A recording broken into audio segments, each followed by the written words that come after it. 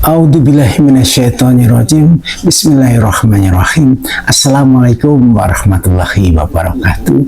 Innal hamdalillah nahmaduhu wa nasta'in wa nastaghfiru wa na'udzubillahi min syurri anfusina wa min sayyiati a'malina. Assalatu wassalamu ala asrofil anbiya wal mursalin wa ala alihi wa sahbihi ajmain, amma ba'du.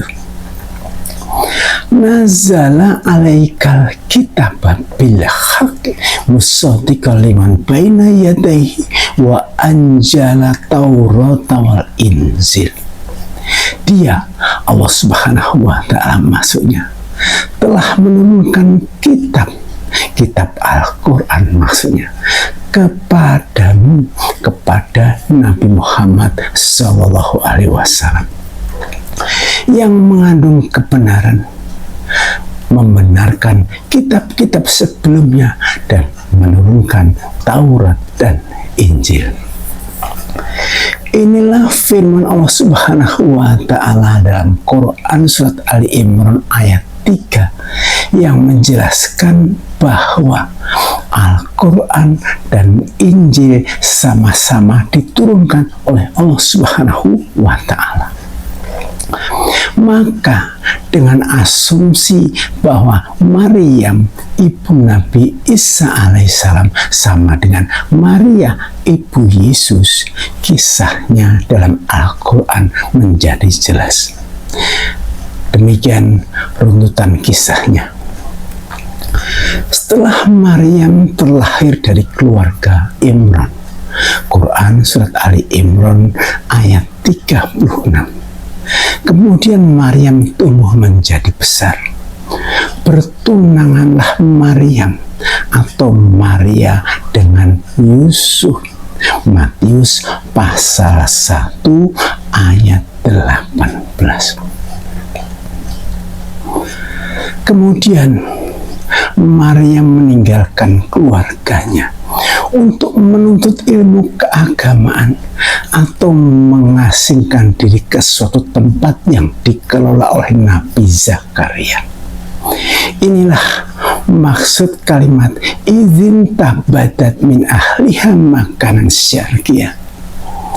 Ketika dia, Maryam maksudnya, mengasingkan diri dari keluarganya ke suatu tempat di sebelah timur atau Baitul Maqdis, Quran surat Maryam ayat 16. Pada suatu saat terlihat Maryam menyembunyikan sesuatu dari keluarganya, atau ada sesuatu yang ditutup-tutupi karena sebelumnya telah bertemu dan menaruh hati pada kenalan baru.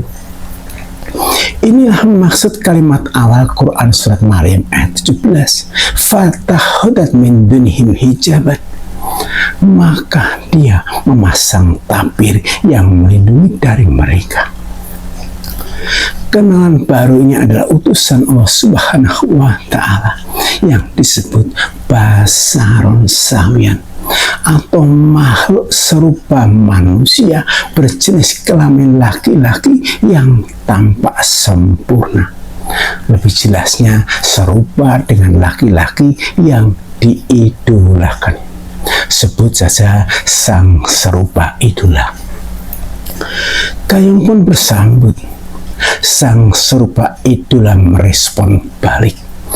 Karena Basarun Sawiyan atau sang serupa idola ini adalah utusan Allah Subhanahu wa ta'ala yang disebut Ruh Kami dalam kalimat lanjutan Quran surat Maryam ayat 17. Fa'arsana ilaiha ruhana fatamassala laha basarun sawiyan. Lalu kami mengutus Ruh Kami kepadanya, kepada Maryam maksudnya, dan dia, utusannya, menampakkan diri dalam bentuk manusia sempurna. Ingat Quran surat Al-Hajj ayat 75. Utusan Allah Subhanahu wa ta'ala bisa malaikat atau makhluk yang selalu taat, dan manusia atau makhluk yang tidak selalu taat. Semenjak bertemu dengan Basarun Sawiyan, atau sang serupa itulah yang sering memberi makanan kepada Maryam pada saat di mihrab atau tempat ibadah. Quran surat Ali Imran ayat 37. Kemudian Maryam merasakan keanehan atau tanda-tanda kehamilan. Padahal Maryam merasa selalu menjaga kehormatannya dari pucuk rayu basaron sawen atau sang serupa idola. Inilah maksud kalimat awal Quran surat At-Tahrim ayat 12. Wa Maryam ibnata Imran allati ahsanat farjaha. Demikian pula Maryam putri Imran yang memelihara kehormatannya. Namun dengan menghalalkan berbagai macam cara, ternyata basaron sawian atau sang serupa idola ini telah berhasil membuat Maryam melakukan penyebab kehamilannya tanpa menyadari. Ada 3 kemungkinan cara yang dilakukan: hipnotis, gendam, dan ramuan obat-obatan yang dicampurkan ke dalam makanan.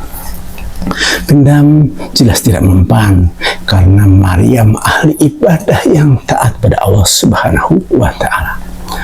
Namun karena basaron sawain atau sang serupa idola masuk dalam bagian kata kami dalam kalimat lanjutan Quran surat At-Tahrim ayat 12, fanafahna fihi min ruhina, lalu kami tiupkan ke dalam rahimnya dari roh kami.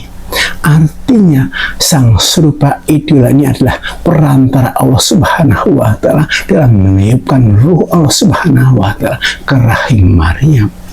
Maka Maryam pun hamil.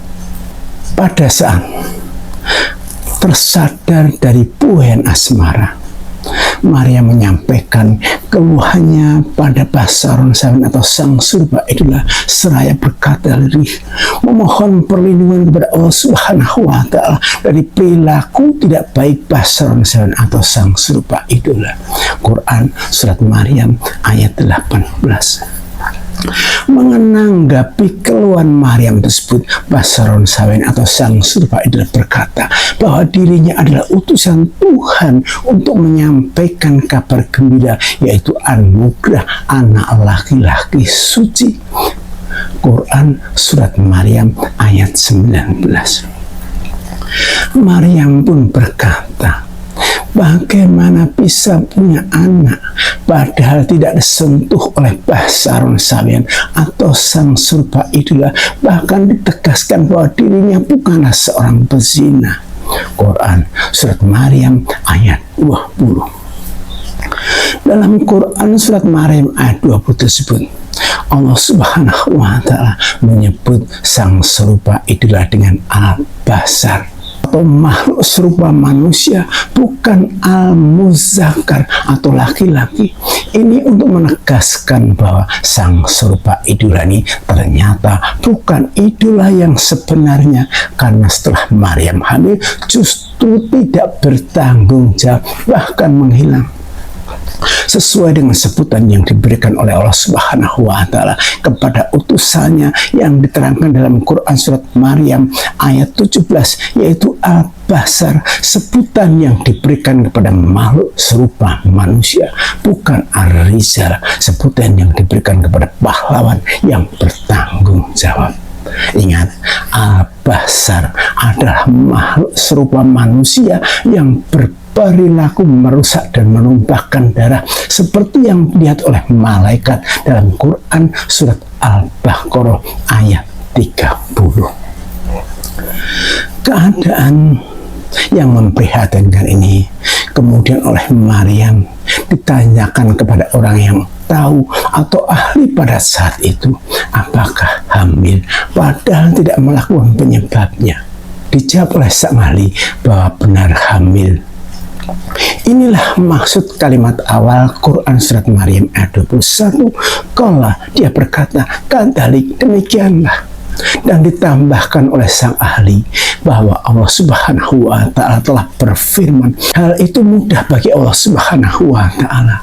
Dan yang terjadi pada Maryam adalah sebagai tanda bagi manusia akan rahmat atau kasih sayang dari kami. Allah Subhanahu wa Ta'ala dalam memberikan rahmat atau kasih sayang kepada Maryam menggunakan kata kami. Artinya Allah Subhanahu wa Ta'ala melibatkan pria yang bernama Yusuf, seorang laki-laki yang rela berkorban, berjiwa pahlawan dan penuh kasih sayang. Alhamdulillah, Yusuf mau menjadi suami Maryam atau Maria. Matius pasal 1 ayat 24 sampai dengan 25.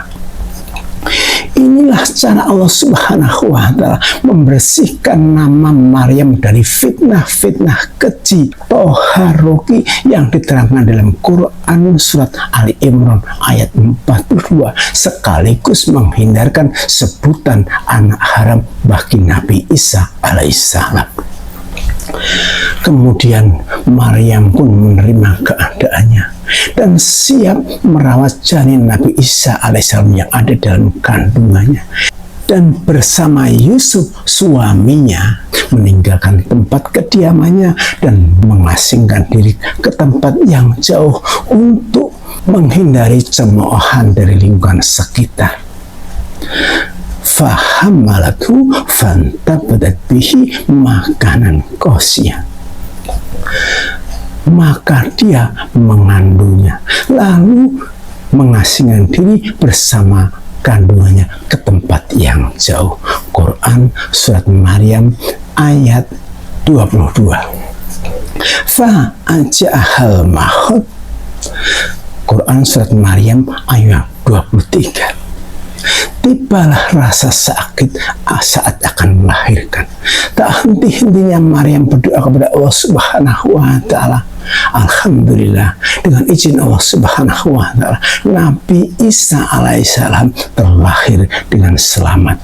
Dan di lingkungan Maryam yang baru ini, Nabi Isa alaihissalam atau Yesus dianggap anak Yusuf.